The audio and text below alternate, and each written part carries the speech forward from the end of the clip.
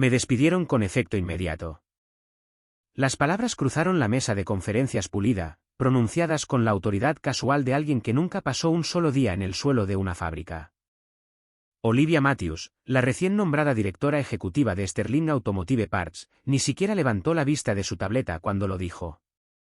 A mediados de sus 30, con un blazer impecable, su postura gritaba consultora de McKinsey por todos lados.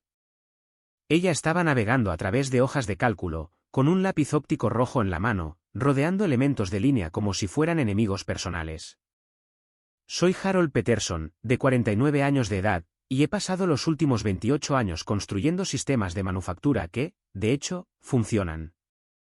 No del tipo que se ve bien en presentaciones de PowerPoint, sino del tipo que mantiene a 2.400 personas empleadas, y $180 millones en pedidos fluyendo a través de 12 instalaciones en 4 estados. Me senté allí, con las manos apoyadas en la mesa, viéndola realizar lo que ella claramente pensaba que era un liderazgo decisivo.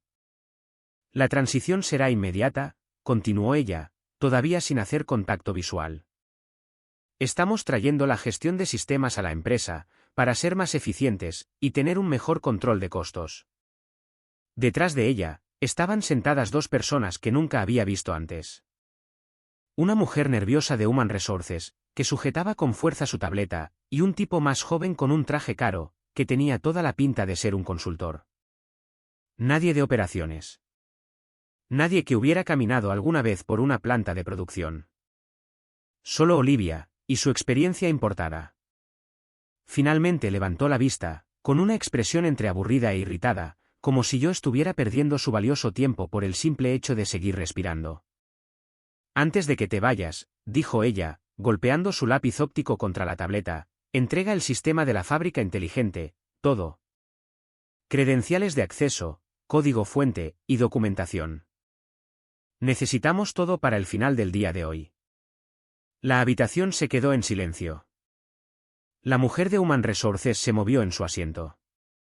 El consultor dejó de escribir en su computadora portátil. Yo no me moví, solo me quedé allí sentado, manteniendo mi rostro neutral, dejando que el silencio se extendiera. Olivia levantó una ceja ligeramente. ¿Hay algún problema?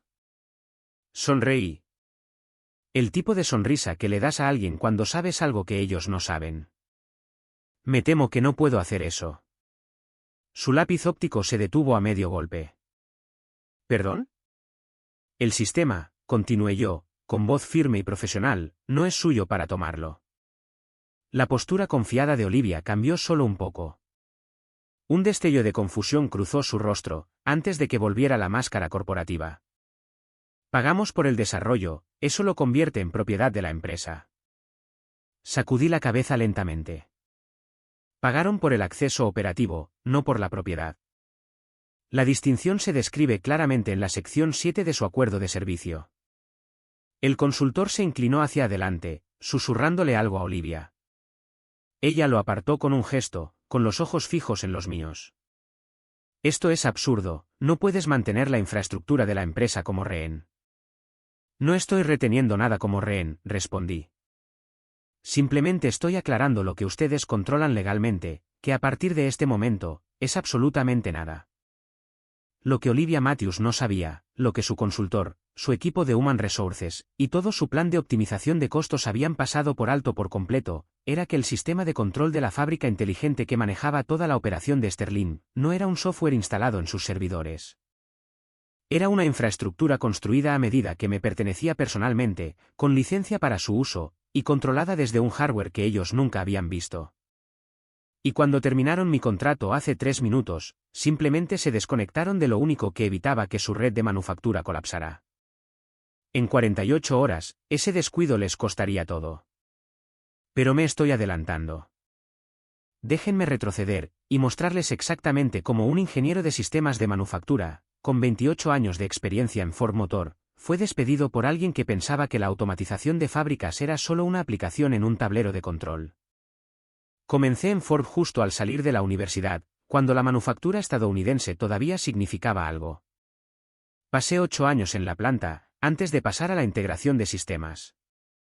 Aprendí pronto que la manufactura no se trata de tableros y visualización de datos. Se trata de entender cómo la maquinaria física interactúa con los sistemas de control, en tiempo real, y bajo presión real.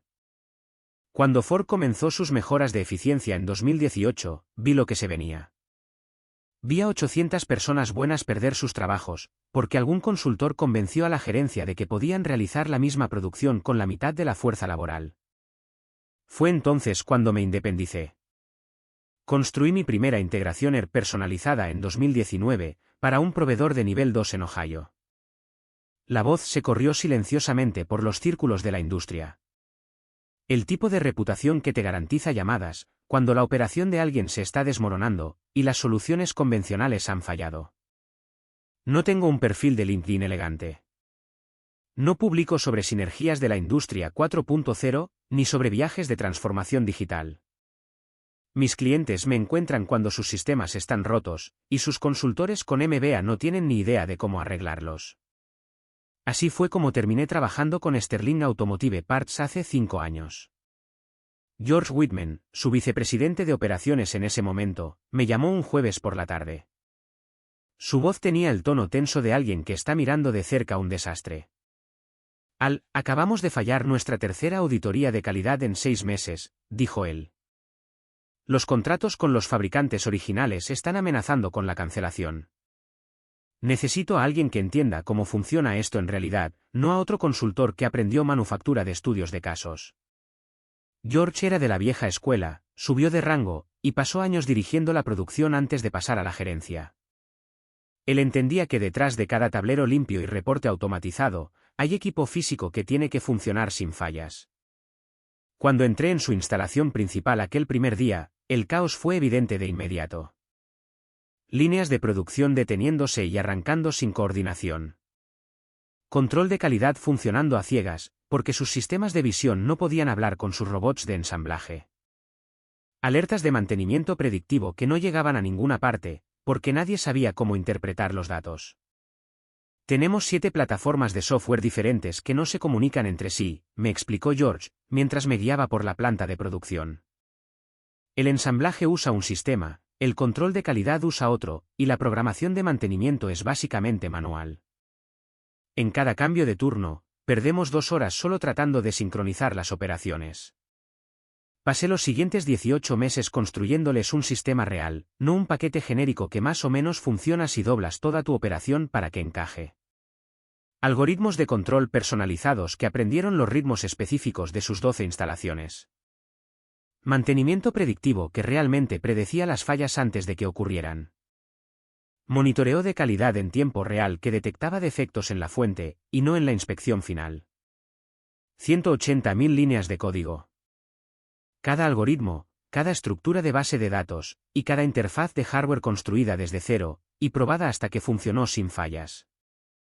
Los resultados fueron inmediatos y medibles. 0 tiempo de inactividad no planificado. Las tasas de defectos bajaron del 2.3% al 0.08%. Métricas de eficiencia que hicieron que sus clientes fabricantes originales realmente los felicitaran. George me enviaba informes trimestrales detallados, no notas de agradecimiento corporativas, sino análisis sustanciales de mejoras de eficiencia y reducciones de costos. El contrato era cristalino, porque yo había aprendido esta lección por las malas hace años. Ellos tenían licencia para el acceso operativo a mi sistema, pero yo conservaba la propiedad completa de todo el código fuente, los algoritmos, y la infraestructura. George firmó sin dudarlo, porque entendía la diferencia entre usar algo y poseerlo. Durante 5 años, todo funcionó perfectamente. Los pagos mensuales llegaban a tiempo. El sistema funcionaba exactamente como fue diseñado. George llamaba ocasionalmente con preguntas sobre la expansión de la capacidad, o la integración de nuevos equipos, siempre respetando los límites que habíamos establecido. Luego George se jubiló.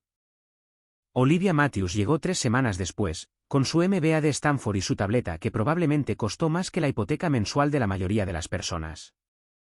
Su primera comunicación no fue un saludo ni una presentación. El asunto del correo decía, análisis de costos de proveedores externos. El correo electrónico era puro lenguaje de optimización corporativa sobre estructuras de gastos recurrentes, y reducción de riesgos de dependencia. Mi factura no había cambiado en 5 años. Misma cantidad, mismo calendario de entrega, mismo alcance de trabajo. Pero Olivia vio un elemento de línea en una hoja de presupuesto, e inmediatamente asumió que había grasa que recortar. Respondí profesionalmente, adjuntando el contrato original y un resumen de las métricas de rendimiento del sistema durante los últimos 60 meses. Su respuesta llegó en 2 horas. Necesito programar una revisión integral de todas las dependencias de servicios externos. Por favor, prepare la documentación completa para la evaluación interna de los sistemas operativos. Sistemas operativos. Esa frase me dijo todo lo que necesitaba saber sobre Olivia Matthews. Ella era del tipo que pensaba que la infraestructura de manufactura compleja podía entenderse revisando presentaciones y leyendo resúmenes ejecutivos. 4 días después, llegó el correo electrónico que confirmó mis sospechas.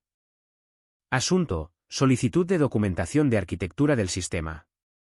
Olivia quería una copia completa del sistema para la evaluación interna y la posible planificación de la transición. No quería revisar nuestro acuerdo de servicio, quería tomar mi sistema y eliminar el pago mensual. Envié una respuesta que era técnicamente precisa, pero deliberadamente inútil. Encantado de proporcionar todos los materiales incluidos bajo su licencia operativa actual. Luego salí al taller de mi garaje, me senté frente al panel de control maestro que construí específicamente para el sistema de Sterling, y comencé a preparar la educación de Olivia Matthews sobre la diferencia entre acceso y propiedad. 3 días después de mi respuesta sobre la documentación, llegó otro correo electrónico. Asunto: aclaración de propiedad intelectual. Olivia quería una confirmación por escrito de que toda la lógica del software operativo pertenecía a Sterling Automotive Parts. Lógica de software operativo. Así es como llamó a 5 años de algoritmos de manufactura personalizados, protocolos de mantenimiento predictivo, y motores de coordinación en tiempo real. Como si fuera un activo básico que pudiera inventariar y reasignar. Tomé una captura de pantalla de la cláusula contractual relevante y se la envié de vuelta. El texto en negrita era imposible de malinterpretar: toda la arquitectura del sistema, el código fuente, la lógica de diseño, y la infraestructura operativa siguen siendo propiedad exclusiva de Harold Peterson. Con licencia para uso operativo únicamente. No se permite la transferencia, replicación, o desarrollo derivado sin autorización explícita por escrito. George Whitman había entendido esa cláusula perfectamente cuando la firmó hace 5 años. No compras un sistema de manufactura personalizado como si estuvieras comprando equipo de oficina. Obtienes una licencia de acceso a una infraestructura que tardó años en desarrollarse, y que requiere un mantenimiento constante de la persona que la construyó. La respuesta de Olivia llegó 6 horas después. Realizaremos la transición a la gestión de sistemas internos con efecto inmediato. El pago final se procesará según los términos del contrato. Gracias por sus servicios. Eso fue todo. Sin discusión, sin planificación de transición, sin reconocer que estaba a punto de desconectar el sistema nervioso central de una operación de manufactura de 12 instalaciones. Solo lenguaje corporativo para decir: has terminado y nos quedamos con tu trabajo. Me senté en mi escritorio por un largo momento mirando ese correo electrónico. Luego caminé hacia mi taller. Dentro de ese garaje convertido para 2 autos, se encontraba la infraestructura de control físico que había construido específicamente para la red de Sterling. Interfaces de hardware personalizadas, con circuitos dedicados para cada subsistema importante. Coordinación de producción, monitoreo de calidad, mantenimiento predictivo, y sincronización de equipos. Todo fluyendo a través de placas que yo mismo había ensamblado y programado a mano. Olivia Matthews no tenía idea de que ese panel de control existía. Pensaba que el sistema era un software que corría en los servidores de Sterling. Estaba a punto de aprender la diferencia entre una interfaz de usuario y el control operativo real. 6 días después de su correo de despido, apareció una invitación de calendario. Reunión de transición de sistemas, viernes 10 de la mañana hora del este. Sin agenda, sin contexto, solo un título de reunión que sugería que ella esperaba que esto fuera una simple conversación de entrega. Me uní a la videollamada 3 minutos antes. Apariencia profesional, camisa limpia con botones, y un fondo que mostraba mi oficina en casa, con mis certificaciones de ingeniería y mis premios por 28 años de servicio en Ford visibles en la pared. Olivia inició sesión 2 minutos tarde, acomodándose en su silla con la expresión satisfecha de alguien que piensa que ha resuelto un problema complejo con un simple recorte de costos. Un hombre de tecnología se unió después, Brad Coleman según su nombre de pantalla. Luego una mujer que parecía recién salida de la escuela de negocios, con una tableta en la mano, lista para tomar notas. George Whitman no estaba en ninguna parte de la llamada. No era sorprendente. Probablemente él había aconsejado en contra de todo este enfoque, y Olivia había decidido que su experiencia operativa no era relevante para la estrategia comercial moderna. Harold, gracias por unirte, comenzó Olivia, con un tono que sugería que esto era un asunto administrativo de rutina. Hemos tomado la decisión de traer la gestión de sistemas a la empresa. Agradecemos todo tu trabajo hasta este punto, pero estamos listos para asumir el control operativo directo. Asumir el control. Como si navegar a través de tableros fuera lo mismo que manejar la infraestructura subyacente. Mantuve mi expresión neutral. ¿Están terminando el acuerdo de licencia? Correcto, dijo Olivia, inclinándose hacia atrás como si esperara elogios por su liderazgo decisivo. Necesitaremos la entrega completa de todos los repositorios de código, documentos de arquitectura del sistema, y credenciales de acceso total. Proceso de transición estándar. Brad asintió. La persona encargada de las notas escribió algo en su tableta. Tenían esto coreografiado como una gestión de proveedores de rutina. No tienen licencia para acceder a la infraestructura principal, dije con calma. Su acuerdo cubre el uso operativo de los resultados del sistema, ustedes nunca compraron los derechos de propiedad. La sonrisa confiada de Olivia flaqueó ligeramente. Pagamos por el desarrollo de este sistema, Harold. Eso lo convierte en propiedad intelectual de la empresa. Esta es una práctica comercial estándar. Pagaron por el acceso operativo a una red de manufactura en funcionamiento, respondí. Nunca compraron la tecnología subyacente. Esa distinción se describe explícitamente en la sección 7 de su contrato. Ella miró fuera de cámara, probablemente buscando el contrato en otra pantalla. Esperé mientras ella escaneaba el lenguaje que George Whitman había revisado cuidadosamente con su equipo legal hace 5 años. Mira, dijo ella, intentando recuperar el control, entendemos que puede haber algunos matices técnicos aquí, pero estamos preparados para manejar las operaciones internamente de ahora en adelante. Solo proporciona cualquier documentación que tengas para que podamos mantener la continuidad del servicio.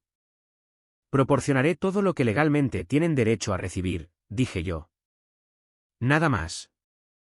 El silencio en la videollamada fue cortante. Brad se veía incómodo. La persona de las notas dejó de escribir.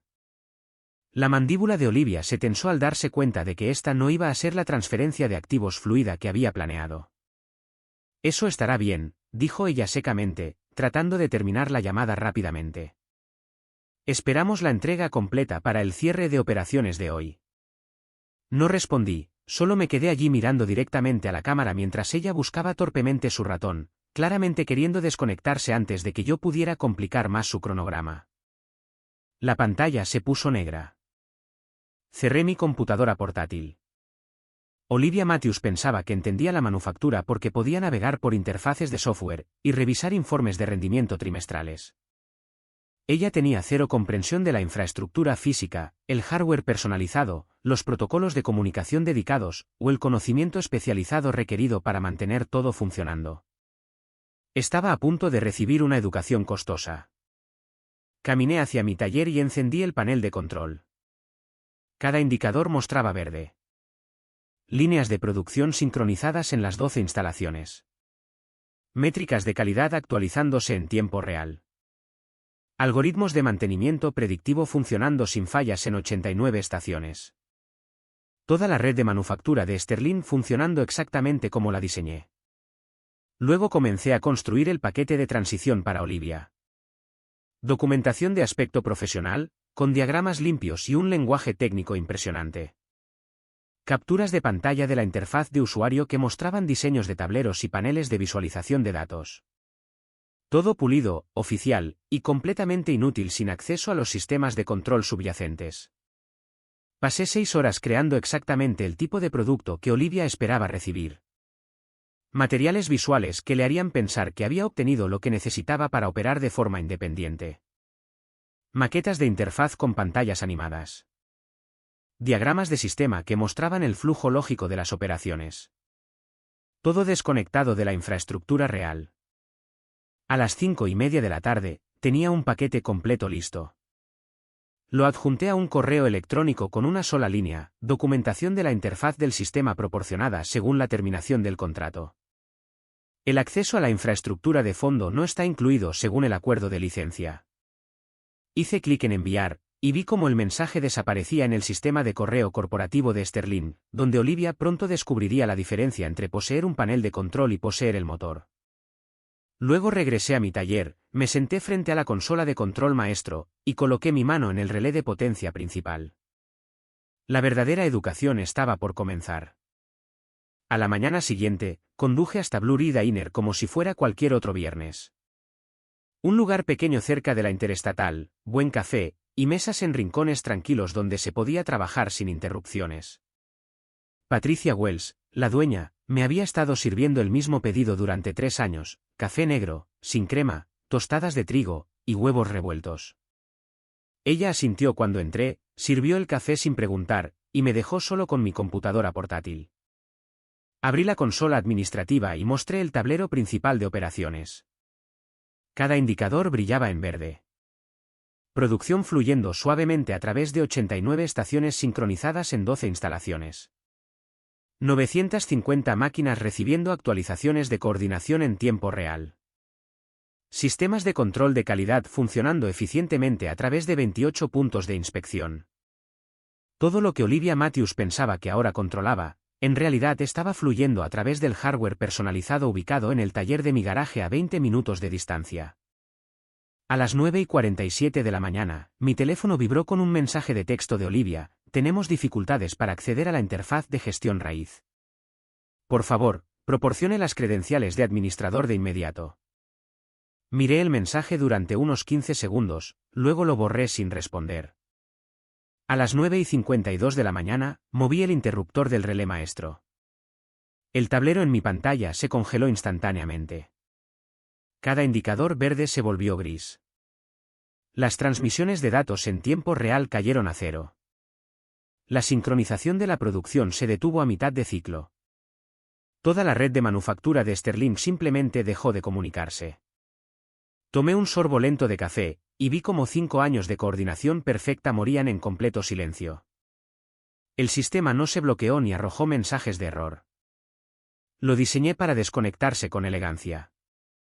Sin alarmas, sin indicadores de advertencia, sin secuencias dramáticas de apagado. Solo una separación limpia de todo el control operativo. Si alguien intentaba reiniciar la interfaz de usuario, cargaría perfectamente y mostraría los últimos datos almacenados, creando la ilusión de que todo seguía funcionando. Pero por debajo, nada se estaba comunicando con nada más. Durante los primeros 20 minutos, nada parecía estar mal a simple vista. Las pantallas de los tableros seguían mostrando indicadores de estado en verde. Los supervisores de planta que miraran sus pantallas verían métricas de producción y lecturas de calidad normales. Los trabajadores de ensamblaje que ya estaban en sus estaciones seguirían las últimas instrucciones recibidas, pero no fluían nuevos datos de coordinación a ninguna parte. Abrí las transmisiones de las cámaras de las instalaciones en vivo, que había integrado en el sistema de monitoreo. A las 10:14 de la mañana, vi a un robot de ensamblaje quedarse inmóvil en la estación 7, esperando una señal de coordinación que nunca llegaría. La cinta transportadora de salida siguió funcionando, creando un atasco que se extendería en cascada por toda la línea. A las 10:23 de la mañana, 2 inspectores de calidad llegaron al mismo punto de control. Según sus pantallas portátiles, ambos tenían asignaciones válidas para la bahía de inspección 12 en la instalación del norte. El algoritmo de prevención de conflictos no estaba funcionando. Para las 10:35 de la mañana, los efectos dominó se hicieron visibles en toda la red. Cuellos de botella en la producción en 9 estaciones principales. Retrasos de calidad formándose en los puntos de inspección. Los sistemas de programación mostraban que todo estaba a tiempo y sincronizado, pero la realidad en el terreno contaba una historia completamente diferente. Actualicé mi bandeja de entrada de correo electrónico. Nada todavía. Probablemente todavía estaban tratando de averiguar por qué el sistema de gestión raíz no respondía a los intentos de inicio de sesión. A las 10:44 de la mañana, llegó el primer correo electrónico de confusión. Asunto, pregunta rápida, retraso en la sincronización de datos. Hola Harold, estamos viendo un retraso extraño en las actualizaciones de producción. ¿Puedes echar un vistazo cuando tengas oportunidad? Gracias, Mike Rodríguez. Mike era uno de sus supervisores de planta senior, exmarino, con buenos instintos. Él se daría cuenta de lo que estaba pasando tarde o temprano, pero en ese momento solo estaba viendo los síntomas. No respondí. Para las 10:58 de la mañana, los correos electrónicos llegaban cada pocos minutos. Los datos de producción no se actualizan. Métricas de calidad congeladas. Varios trabajadores muestran la misma asignación de estación. Todavía educados, todavía asumiendo que esto era algún tipo de fallo técnico que podría resolverse con una llamada telefónica rápida. A las 11:03 de la mañana, mi teléfono empezó a sonar. Número desconocido con el código de área de Sterling. Dejé que se fuera al buzón de voz. Luego otra llamada de un número diferente. Luego una tercera. El pánico estaba comenzando. Abrí los registros de conexión del sistema y vi los intentos de autenticación fallidos golpeando inútilmente contra el paquete de demostración que el equipo de tecnología de Olivia estaba tratando de operar como si fuera la infraestructura real. Cientos de intentos de conexión fallidos, cada solicitud regresaba vacía porque no había un sistema real detrás de la interfaz. Estaban tratando de dirigir una fábrica usando solo una fotografía de la sala de control. Para las 11:25 de la mañana, la situación se había deteriorado significativamente. Parálisis de producción en 14 puntos críticos en 4 estados. Conflictos de control de calidad en 23 estaciones de inspección diferentes. Los cronogramas de ensamblaje se retrasaban un promedio de 73 minutos en toda la red. Y en alguna oficina corporativa, Olivia Matthews probablemente estaba mirando pantallas de interfaz de usuario que aún mostraban que todo funcionaba normalmente, preguntándose por qué la realidad no coincidía con sus datos. A las 11:32 de la mañana, llegó un correo electrónico con banderas rojas de prioridad. Asunto, urgente, falla crítica del sistema. Múltiples conflictos operativos, sin respuesta de los controles de coordinación, las asignaciones de calidad están completamente desincronizadas. Esto está afectando los contratos con los fabricantes originales y los cronogramas de entrega. Necesitamos apoyo inmediato. Por favor, responda lo antes posible. Brad Coleman, director de tecnología. La cortesía corporativa se estaba rompiendo. Estaban empezando a entender que esto no era un problema técnico menor. Cerré el correo sin leer el resto, y revisé el calculador de impacto que había incorporado en mis herramientas de monitoreo. Estimación conservadora, $2.300.000 en pérdidas diarias por producción detenida, cronogramas incumplidos, y violaciones de calidad.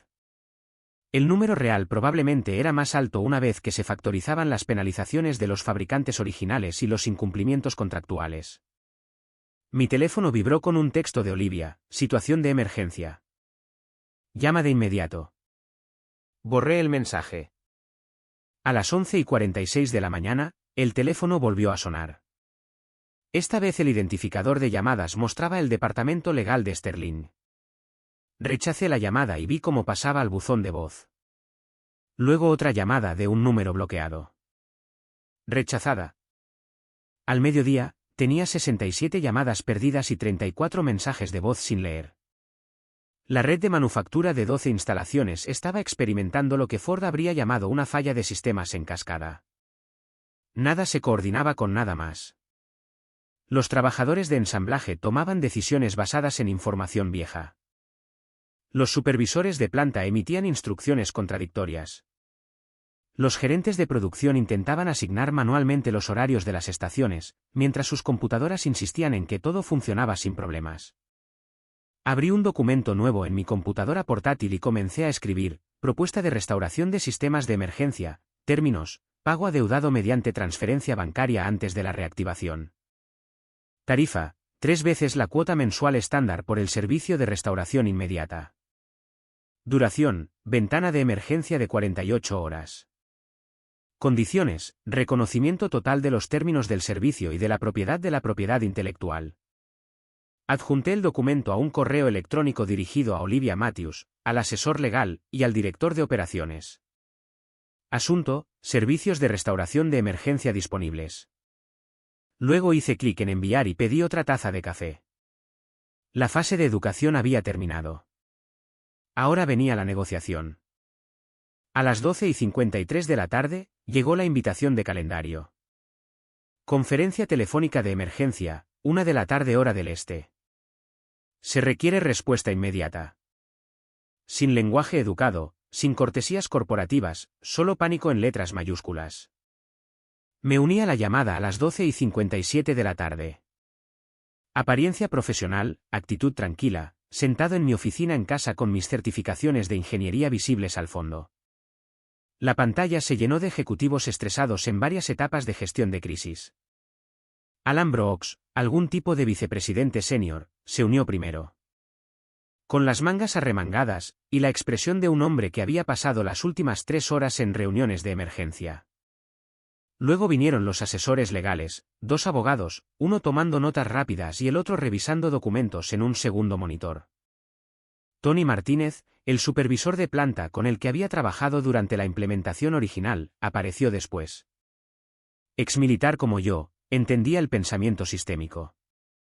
Se veía agotado pero no sorprendido, como si hubiera estado esperando esta conversación durante semanas.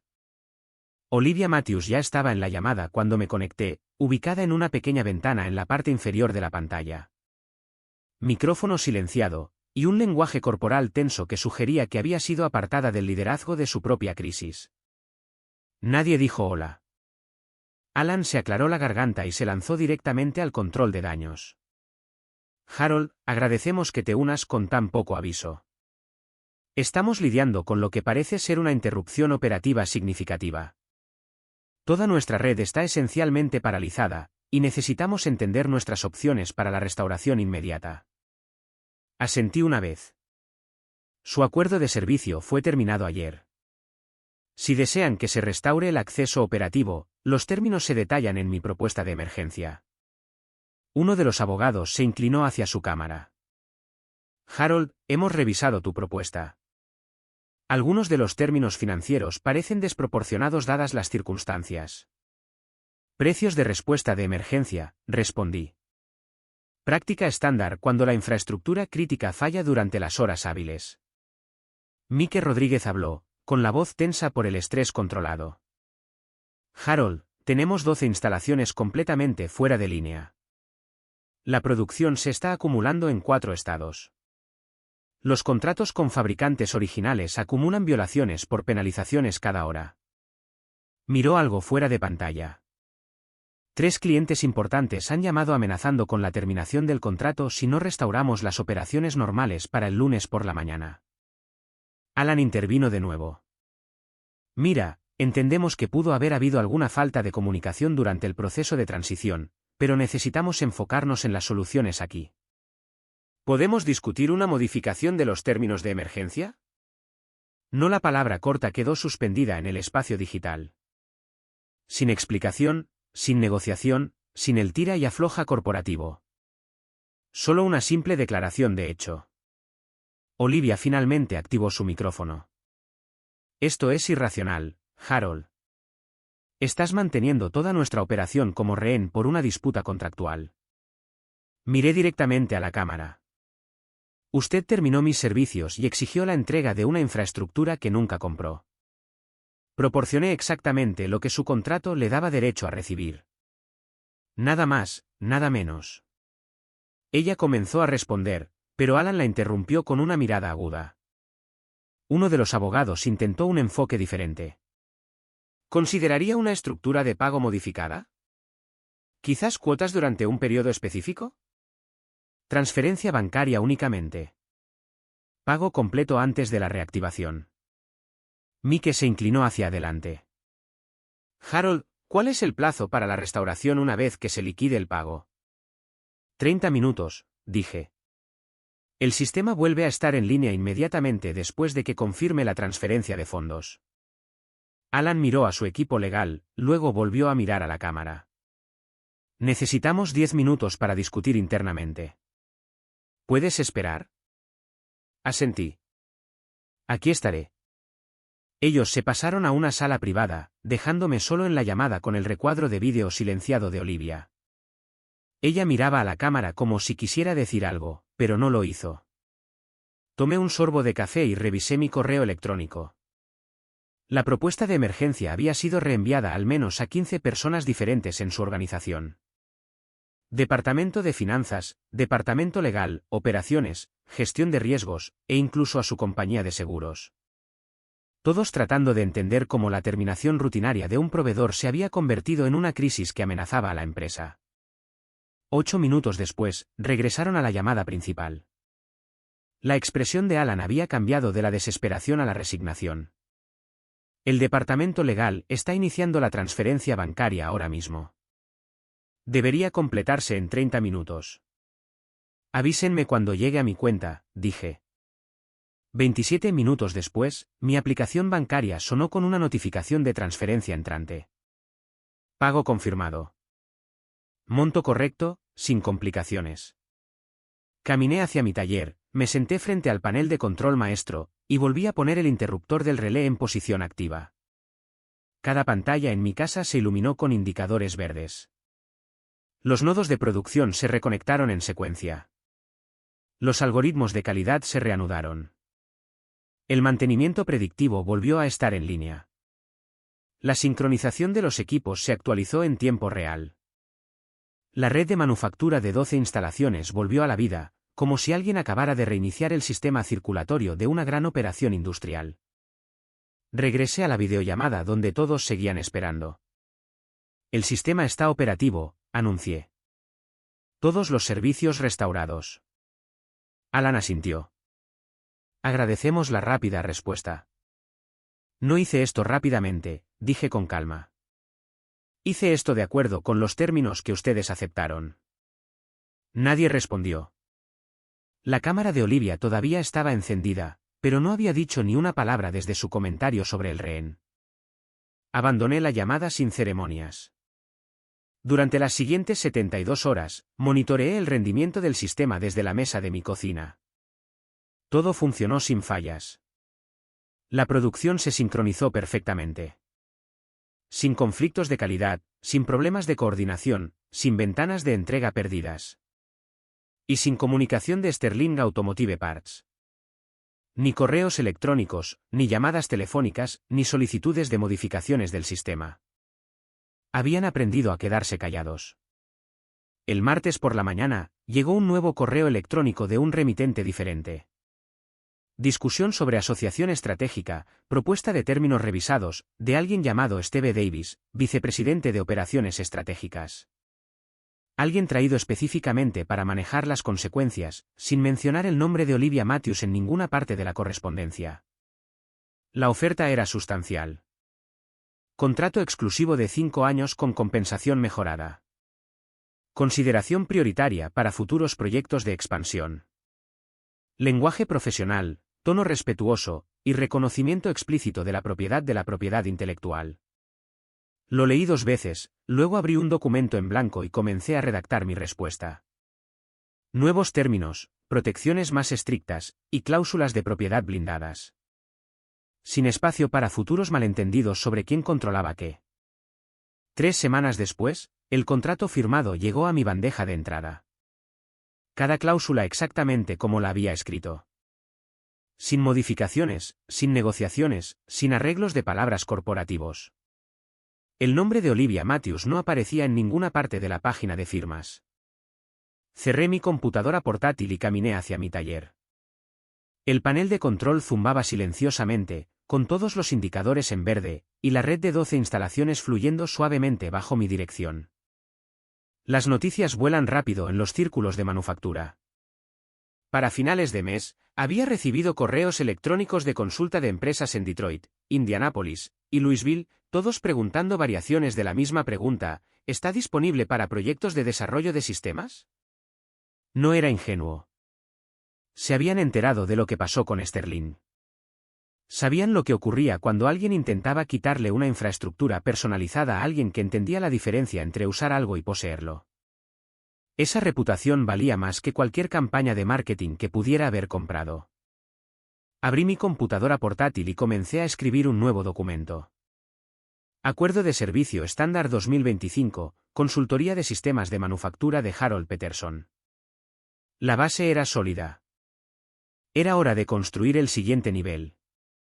Si estás escuchando esto y alguna vez has construido algo valioso, recuerda esto: protege lo que creas antes de que te veas obligado a defenderlo. Lee cada contrato, entiende cada cláusula, y conoce la diferencia entre licenciar el acceso y entregar la propiedad. Y cuando alguien intente tomar lo que es tuyo, no levantes la voz, no te pongas emocional. Solo sonríe con calma y di: me temo que no puedo hacer eso, no es suyo para tomarlo. Luego observa cómo aprenden la diferencia entre la confianza y el control. La próxima vez que algún consultor con un MBA y cero experiencia operativa intente decirte que 28 años construyendo cosas no importan, recuerda a Harold Peterson. Recuerda que la experiencia tiene valor. Recuerda que las personas que realmente hacen que las cosas funcionen merecen respeto. Y recuerda que, a veces, la mejor venganza es simplemente dejar que alguien descubra qué sucede cuando intentan morder más de lo que pueden masticar.